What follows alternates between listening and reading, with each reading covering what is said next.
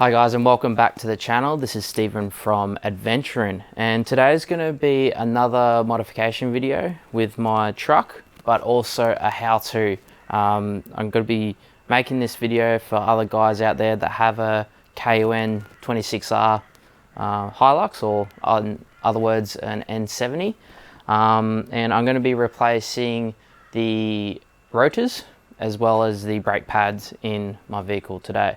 So what I'll be putting in to the vehicle is a set of DBA T3 4000 series brake rotors, and then also a set of Bendix heavy duty brake pads. The reason for me doing these modifications today is obviously I've got a bit more weight on this vehicle now, and I've always wanted a little bit of extra stopping power, particularly when I'm fully loaded for trips. I've got 150 litres of diesel, all the gear in the back, and I can feel it at times that the vehicle just doesn't want to pull up as quickly. So you're going to be doing these mods today, and without further ado, let's get into it.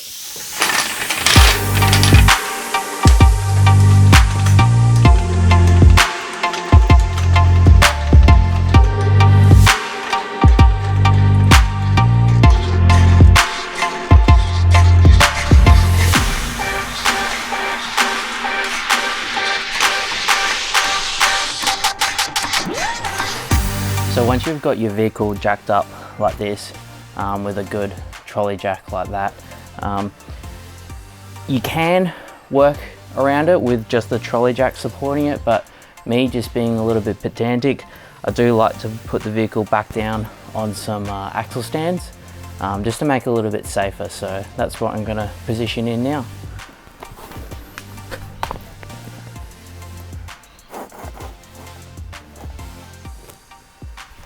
Now I'm just putting these axle stands in the area where the lower control arm goes into, and hopefully that will still give me enough clearance to get the wheels off. Now I'm also just going to leave the jack in there, just as another fail-safe if these axle stands happen to fail for whatever reason. It's just that little bit of extra support.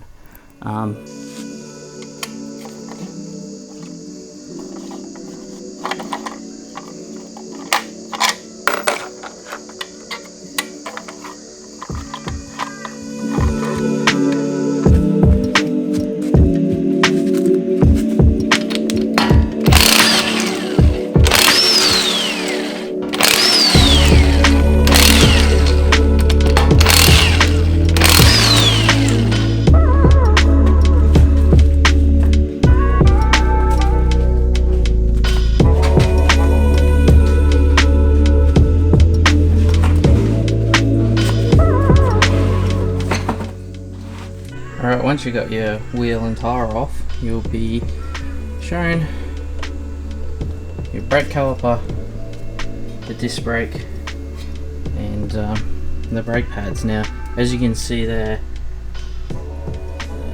focus, there's still quite a bit of meat left on these pads, but I'll just keep these ones as a spare, just in case. But now, what we'll have to do is just twist this around.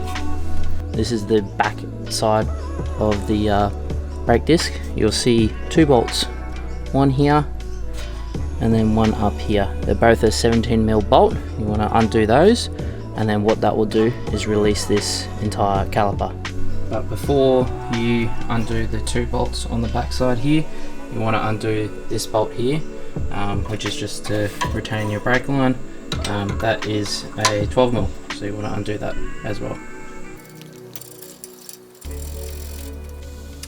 So these two inside bolts, these 17mm bolts, they are probably going to be on pretty tight, so you want to either use a rattle gun or an air gun to get them off.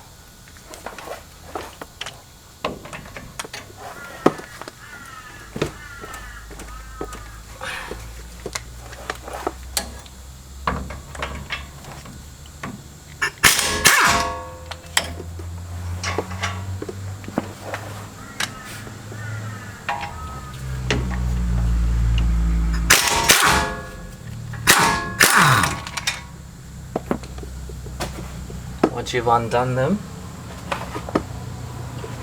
get either a spare bit of wire or a bungee cord or something to remove your caliper, and then just hang it off to the side, away from the rotor.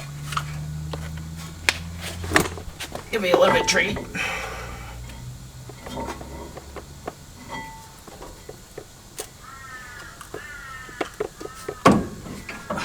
Now, depending how long your rotor has been on,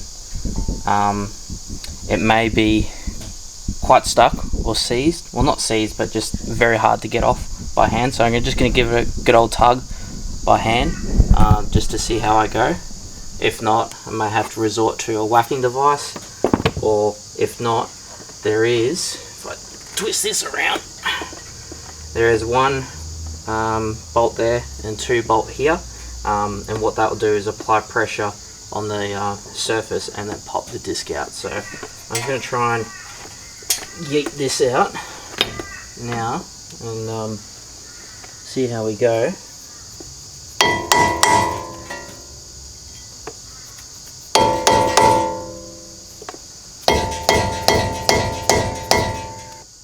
Alright, that didn't seem to work, so I'm going to try and find a bolt that goes into there. Okay, I managed to find 2 M8, so 8mm bolts.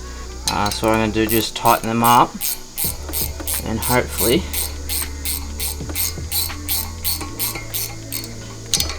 this should pop the disc off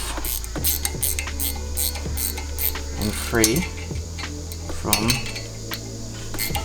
everything.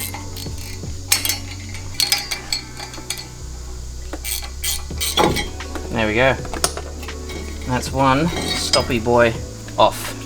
It's probably about a week and a bit since you saw those last clips of me removing the old disc. As I removed the old disc, I just did a quick triple check of the size of the old disc in comparison to the new ones. Turns out I actually ordered the wrong sized rotor. I ordered the 297mm or 296mm, and I actually needed the 316 or something. Anyway, I'll leave the proper measurements on the screen here. So rest assured, returned the incorrect size and got the same model, but the correct size. So without further ado, let's get this new one on. Alright, so once you've got your old rotor off, what you want to do is actually clean the surface of whatever that thing is. I've had a total mind blank. All you need to do is a wire brush and just go to town on it.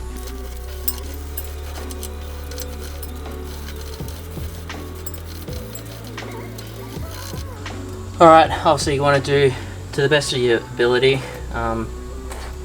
Obviously that is the best I can do with the tools that I got. It's better than nothing. All it is you just want to remove all the surface rust that's on that surface. So let's get this new rotor on.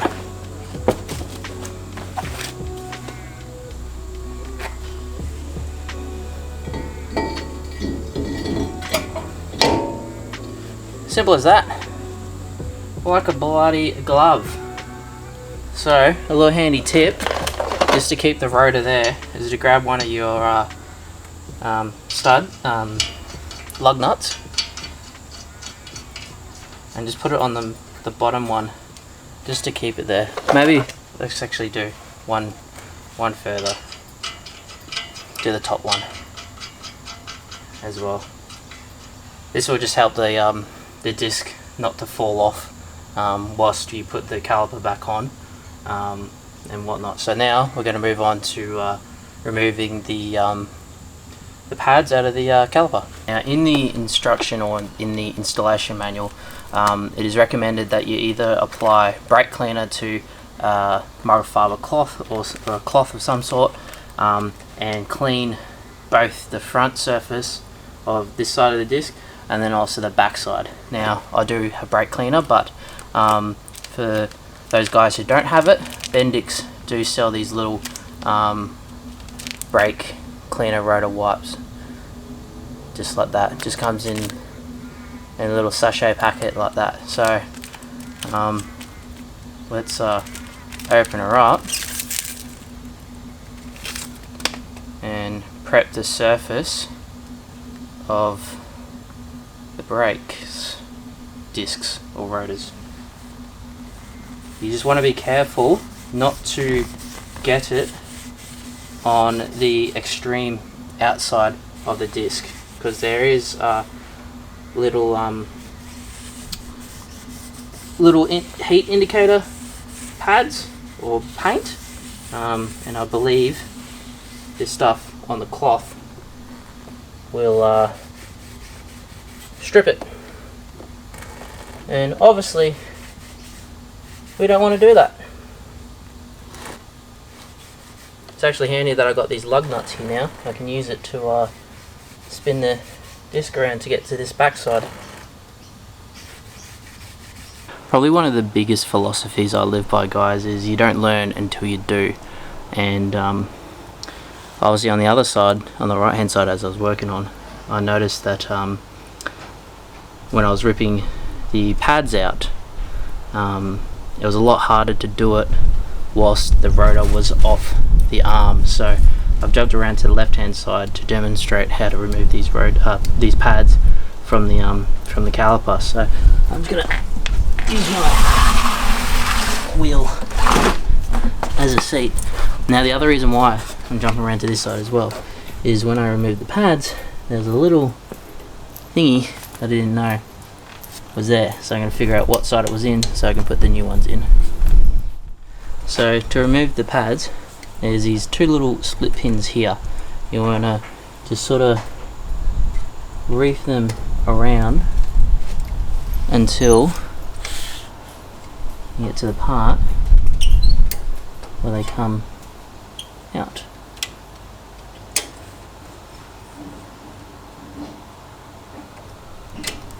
There's one.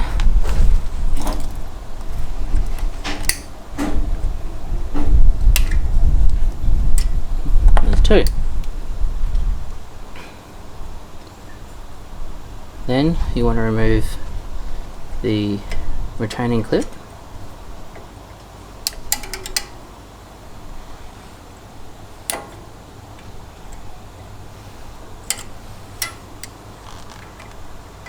And sort of move that out of the way, and then to get these pins out, I just sort of use the pointy nose pliers and reef one out, push the other one. You may need to use a screwdriver or something to get this last one. I'm just using the end of a Allen key wrench. There's two.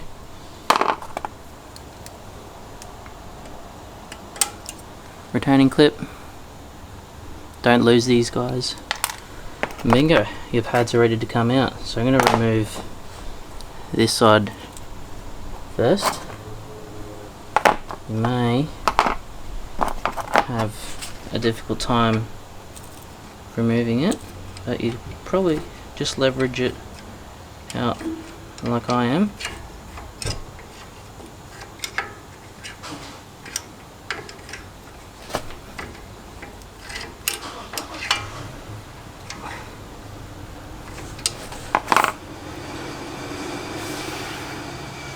Again, there's probably a slightly easier method to do this, but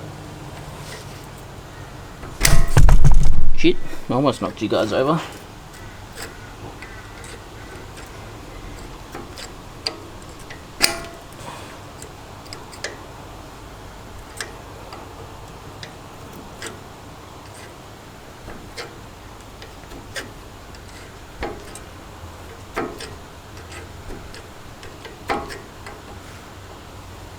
a bit hard to see, but it's slowly getting there. And again.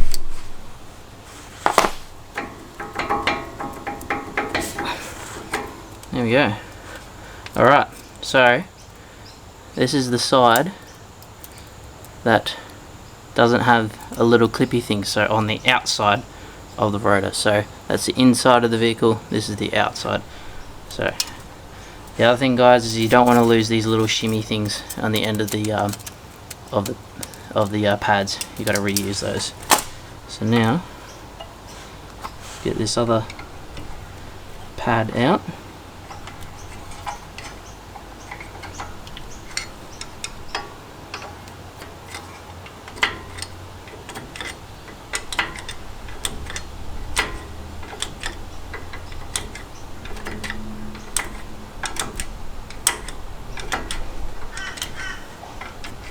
Now, there's probably a tool or something out there to make this a bit easier, but it's my first time replacing rotors, so in a vehicle, that is. So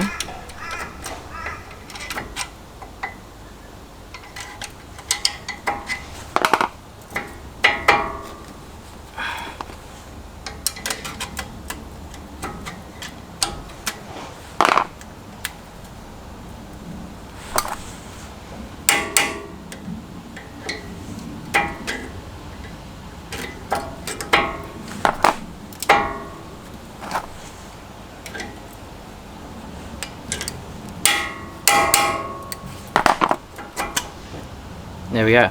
So what I wanted to find out was about this thing. No idea what it is. This little part here. So that was facing up and on the inside caliper just there. So just like that. That's what I wanted to find out. So let's go back over to the other side and put the new pads in. Now I've just given the caliper a good old spray with just some brake and parts cleaner, just to make sure it's nice and clean. So we're going to get this caliper back on. Pretty simple, guys, just the way that you put it on.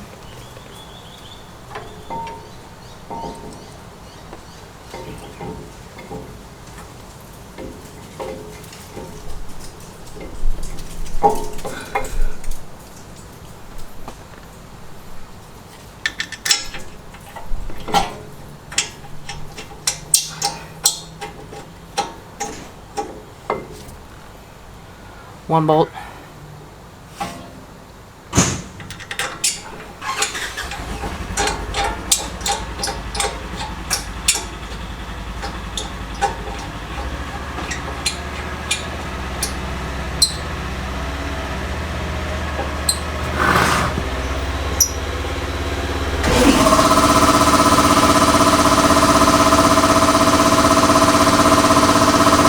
It's good timing that the air compressor came back on. It's time to do.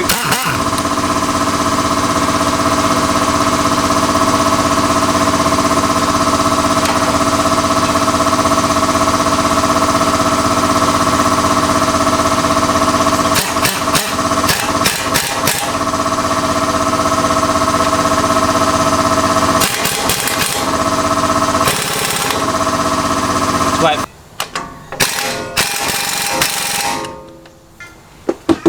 She's on. Now to get the pads in. So you're probably wondering how the hell to get the calipers back in. Just a pair of multi-grips. You don't have to do too much force. Just enough to push it back in. So you can slide the pad back in. So one thing that Bendix do is sell these little one-off grease sachet things. Now the purpose of this grease is with your reused shims. I think these are shims, pretty sure they are. You want to apply grease along this surface here, and then also a little bit in the pins that you reinsert. So I think this is what I need to do.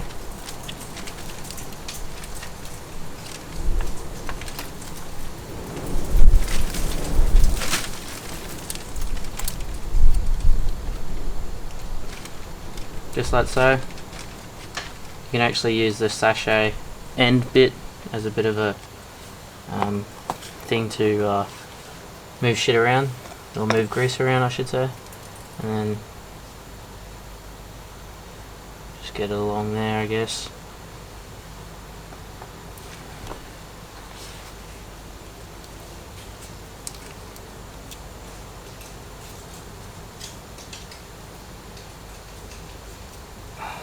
I actually need to push it back in a lot more.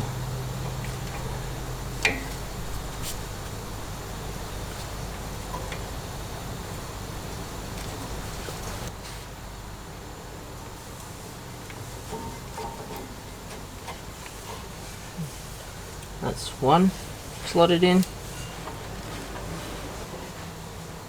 Now there's not a great deal of force required to put these pistons back.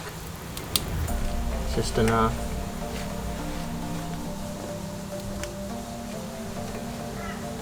To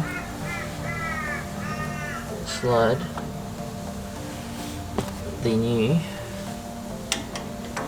pads in.